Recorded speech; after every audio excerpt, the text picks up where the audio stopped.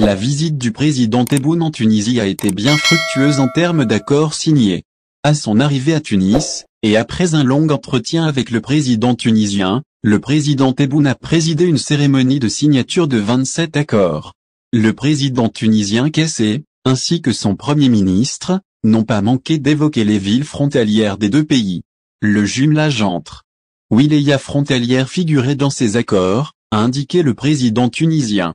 Ce n'est pas une décision politique. Le président Tebboune, après la cérémonie de la signature des accords, et le banquet préparé à son honneur, a tenu à rencontrer des représentants des ressortissants algériens installés en Tunisie. Au cœur de cette rencontre, le sort des frontières terrestres entre l'Algérie et la Tunisie, fermées depuis près de 2 ans. Le chef de l'État a tenu à préciser qu'il ne s'agit nullement d'une fermeture politique ou bien sécuritaire, mais d'une décision liée à la situation sanitaire inquiétante à cause de la pandémie de la Covid-19. Concernant la fermeture des frontières, ce n'est ni une décision politique ni une décision sécuritaire, il s'agit d'une décision sanitaire. C'est tout, a déclaré hier le président Tebboune, depuis Tunis. La pandémie, toujours selon le chef de l'État, a été forte chez nous en Algérie, mais aussi en Tunisie, ce qui a poussé les deux pays à prendre leurs précautions.